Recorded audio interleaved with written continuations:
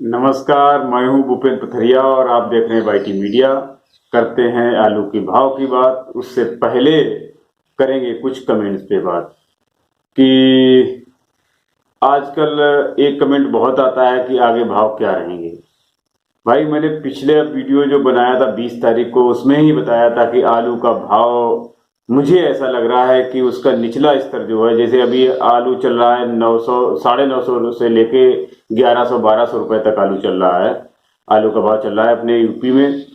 तो मैंने ये कहा था कि ये निचला स्तर जो है 1000 को क्रॉस कर जाएगा। आलू 1000 रुपए पैकेट के ऊपर ही हो जाएगा, ऐसा अनुमान है।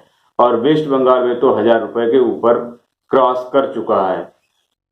लेकिन फिर भी कुछ लोग वीडियो को बिना देखे लगातार यही कमेंट करते हैं कि आगे आलू का भाव क्या रहेगा, अगले हफ्ते आलू का भाव क्या रहेगा, अगले महीने आलू का भाव क्या रहेगा। भाई, इतना बताना पॉसिबल नहीं है कि अगले हफ्ते आलू का भाव क्या रहेगा, अगले महीने आलू का भाव क्या रहेगा। कुछ लोग पूछते हैं कि अगस्त में आलू का भाव क्या रहेगा, जुलाई में आलू का भाव क्या रहेगा। भाई इतना बताना जो है मेरे बस की बात नहीं है, क्योंकि मैंने आपको पहले ही बताया था कि मैं ना तो इसका विशेषज्ञ हूँ और ना ही मुझे कोई मतलब ज्योतिष विद्या आती है जिससे मैं आपको अगले महीने का आइडिया बता दूं। मैं आलू के भाव की जो बात करता हूँ वो आप लोगों के आधार पे ही बात करता हूँ। केवल अंतर इतना है कि आपको एक दो जगह तीन जगह का भाव मिलता है और मुझे अपने मतलब देश के कई हिस्सों से भाव मिलता है। तो उन सबसे कहीं पे मतलब डिमांड ज्यादा होती है, कहीं डिमांड कम होती है, कहीं भाव बढ़ रहे होते हैं, कहीं उम्मीद होती है बढ़ने की। तो उससे ऐसा लगता है कि शायद भाव यहाँ भी बढ़ जाएगा। तो मैं उसी आधार पे बात करता हूँ, लोगों से बात करके आधार पे। मैं कोई ज्योतिष इसका या मुझे कोई गणित नहीं है मेरे पास कि मैं इसका ये बता दूं कि भाई अगले महीने ये भाव रहेगा और या 15 दिन बाद ये भाव रहेगा। तो ऐसा नहीं है। तो ये कमेंट मतलब अधिकांश आप जब देखेंगे तो यही कमेंट मिलेगा, आगे भाव क्या रहेगा। तो मैं उस कमेंट को छोड़ देता हूं, जबकि मैं मोस्टली जो भी मतलब आदमी कमेंट में सवाल पूछता है तो मैं उसका जवाब देता ही देता हूं। और इस कमेंट को मैं छोड़ देता हूं कि मैं कैसे क्या बताऊं कि अगले महीने क्या भाव रहेगा, 15 दिन बाद क्या भाव रहेगा, अगले हफ्ते क्या भाव रहेगा। भाई, इतना बताना जो है मेरे लिए पॉसिबल नहीं है। और मुझे कहीं से भी कुछ क्ल्यू मिलता है तो मैं आपको बिना पूछे ही बता देता हूं।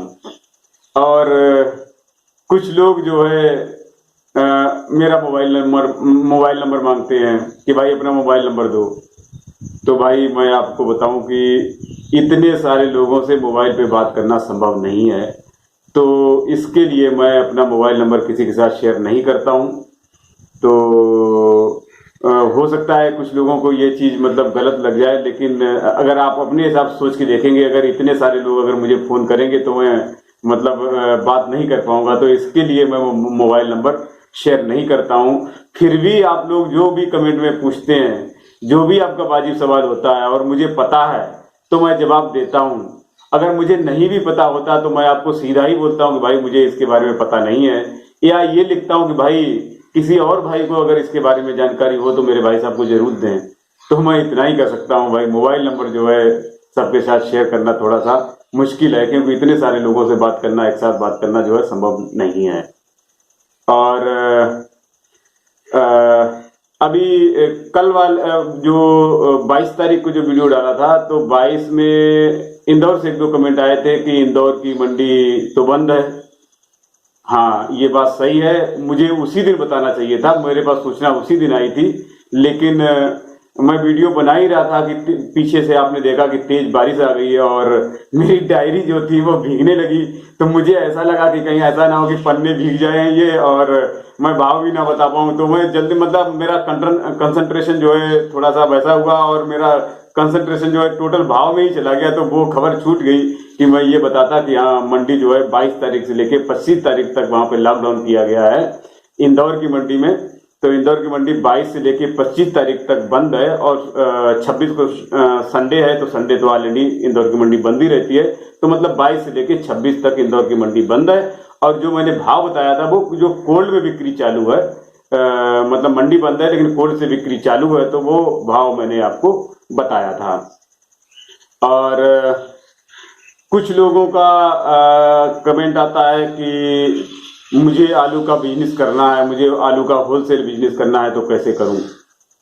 तो भाई ये चीज जो है कमेंट में बताना जो है पॉसिबल मुझे नहीं लगा कि मैं उतने प्रोसेस को कमेंट से समझा पाऊं।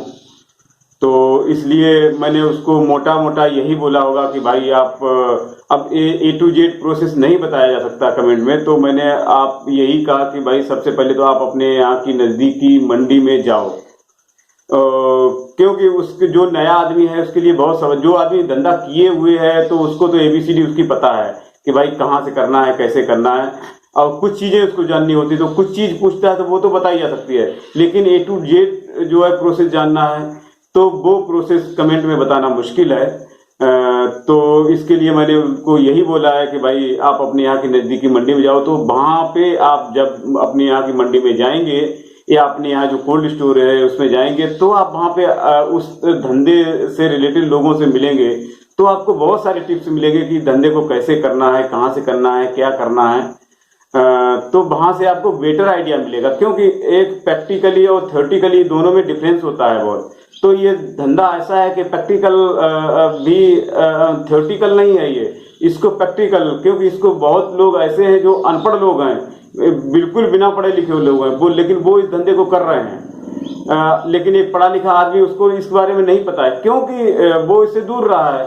तो आप जब उन लोगों के बीच में जाएंगे, उन लोगों से बात करेंगे जो ये धंधा करते हैं, तो उन लोगों के बीच में आप कैसे पहुंचेंगे। जब आप मंडी में जाएंगे तब आपको वो लोग मिलेंगे, या कोल्ड स्टोर में जाएंगे तब आपको वो लोग मिलेंगे, तो उनसे रिलेटेड आपकी बातचीत होगी, तो आपको धीरे धीरे ये पता चलेगा कि भाई कमीशन क्या पड़ता है, और आलू कहाँ से लेना है, कहाँ बेचना है, कहाँ की मंडी अच्छी चलती है, और क्या भाड़ा लगता है। अब कुछ लोग मुझे भाड़ा भी पूछते हैं कि वहाँ फलानी जगह का क्या भाड़ा लगेगा। अरे भाई भाड़ा आप अपने ट्रांसपोर्टर से पूछिए, मैं हर जगह का कैसे भाड़ा, मैं मतलब हर एक ट्रांसपोर्ट का तो मुझे नहीं पता है ना, कि कहाँ का क्या। जनरल कुछ पता चल जाते हैं कि फरुखाबाद से मतलब बम्बई का भाड़ा क्या लगता है, फरुखाबाद से आसाम का भाड़ा क्या जा रहा है, इलाहाबाद का भाड़ा क्या जा रहा है, तो कानपुर का भाड़ा क्या जा रहा है। और कहीं पे वैसी दूरगामी जगह जो है जो ज्यादा यूज में नहीं है, तो उन सब जगह का भाड़ा मुझे थोड़ी पता होगा।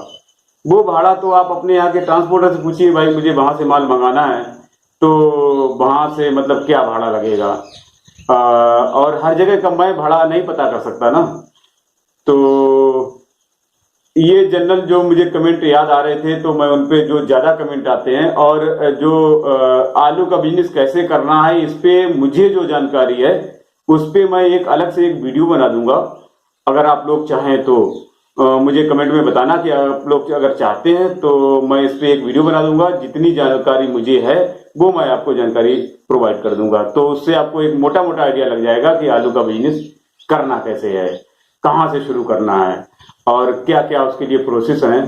तो वो आप मुझे कमेंट में बताना, अगर आप एग्री हैं जानने के, तो मैं इसके लिए एक वीडियो अलग से किसी दिन बना दूंगा और आप देख लेना। तो उससे आपको कम से कम एक मोटा मोटा आइडिया लग जाएगा। लेकिन उसके लिए आप बेटर यही प्रोसेस है, आप मंडी जाएं, वहां पे आप जाएंगे तो आपको बहुत सारी चीजें पता चलेंगी जो हो सकता है मैं ना बता पाऊं।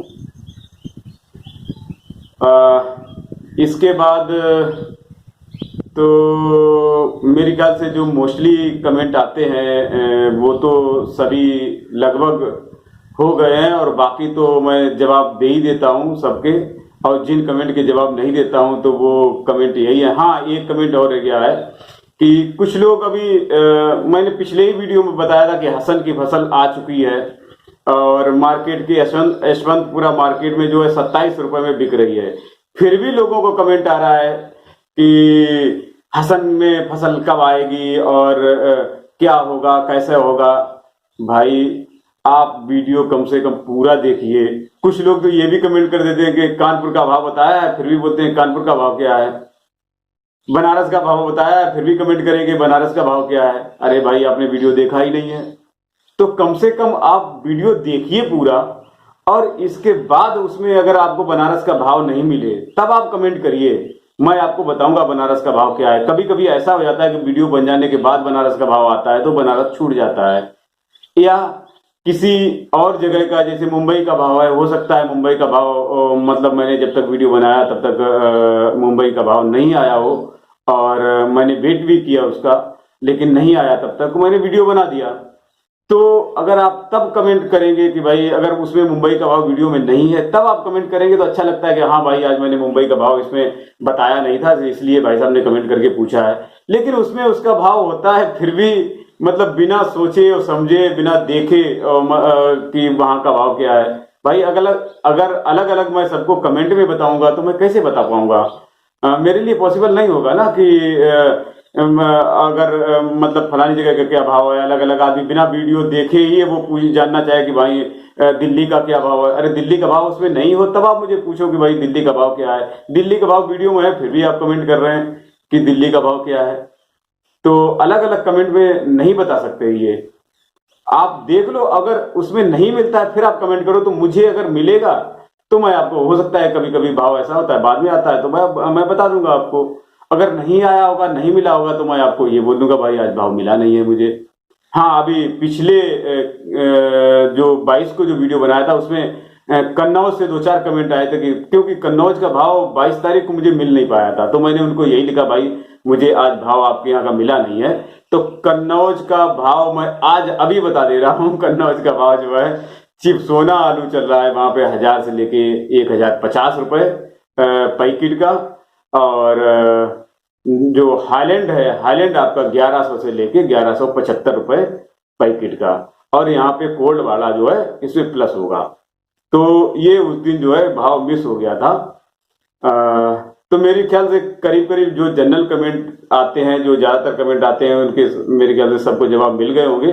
और अगर भाव की बात करें तो बाकी कन्नौज का भाव उस दिन बताया नहीं था मैंने आपको, तो कन्नौज का भाव बता दिया। और बाकी जगह के भाव सभी सेम है जो 22 तारीख को भाव बताए थे। 10-5 रुपए ऊपर नीचे, थोड़ा बहुत हमेशा ऊपर नीचे रहता है मार्केट। और कभी कभी तो ऐसा होता है कि सेम रेट में आलू कभी भी नहीं चलता है, और मतलब एक ही जगह में 50-100 रुपए का ऊपर नीचे मार्केट चलता है। जैसे 900 से 1100 रुपए, 1000 से 1200 रुपए, मतलब 200 रुपए के डिफरेंस पे मार्केट चल रहा है। तो जो हमने आपको 22 तारीख को मतलब बुधवार को जो भाव बताए थे, सेम सभी जगह के लगभग वही भाव है, चाहे फर्रुखाबाद हो, चाहे आगरा हो, चाहे कानपुर हो, चाहे बनारस हो। जयपुर में थोड़ा सा भाव 1 रुपए कुछ कम हुआ है वहां पे, तो वहां पे शायद 18 से 22 रुपए भाव था उस दिन। और आज जो भाव बताया गया है वो 17 से 2100 रुपए तक का भाव बताया गया है। मुंबई का वही भाव है 2200 से 2400 रुपए। और आगरा का वही 1000-1200 रुपए जो चल रहा था वही भाव है। फर्रुखाबाद का भी लगभग वही भाव है। और वेस्ट बंगाल में भी लगभग वही भाव है, 2-4 रुपए ऊपर नीचे है तो है। मैं मतलब इस हफ्ते में बाजार जो है आलू का कांस्टेंट रहा है बिल्कुल। ना 22 तारीख और 20 तारीख को शायद था मंडे को वीडियो बनाया था, तो जो मंडे को भाव थे वही भाव रहे लगभग जो आपके 22 तारीख को। और वही भाव लगभग आज है, थोड़ा बहुत मतलब माइनर डिफरेंस इधर उधर हो सकता है। और आलू की डिमांड में थोड़ी सी कहीं कहीं कमी बताई गई है। मतलब आगरा से भी ऐसी रिपोर्ट मिलेगी कि आलू की डिमांड थोड़ी सी कम है।